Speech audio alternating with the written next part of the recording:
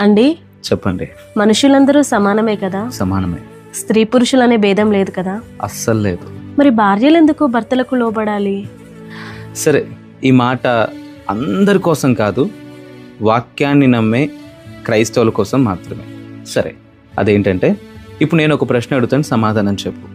నేను ఒక తులం బంగారం పెట్టి ఒక గోల్డ్ చైన్ చేయించుకున్నాను, మరొక తులం బంగారం పెట్టి ఒక ఉంగరాన్ని చేయించుకున్నాను.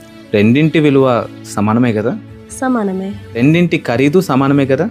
సమానమే కదా.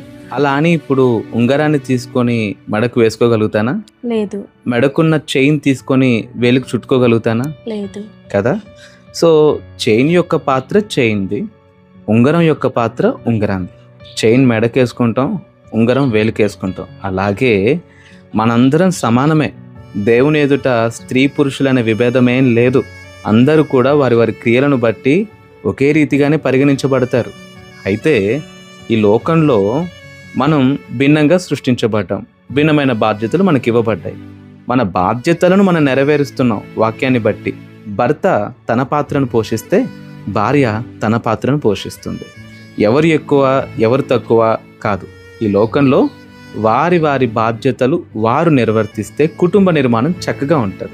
అందుకే పురుషుడు శరీరం అంతటిని నడిపించే మెదడు వలె కుటుంబ యజమానుడిగా ఉంటే, సర్వ అవయవాలకి కూడా రక్తాన్ని సరఫరా చేసే హృదయం వలె స్త్రీ ఉంటుంది.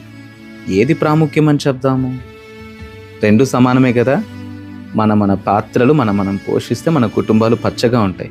విభేదాలు పుట్టించటానికి అపవాది నువ్వెక్కువ నేను తక్కువ ఇదేంటి అని చెప్పి దేవుని యొక్క నిర్మాణాన్ని, దేవుని యొక్క క్రమాన్ని ప్రశ్నించే తత్వాన్ని మనుషుల్లోకి తెస్తాడు. ఇది రానంత మట్టుకు ప్రతి కుటుంబం చక్కగా ఉంటుంది.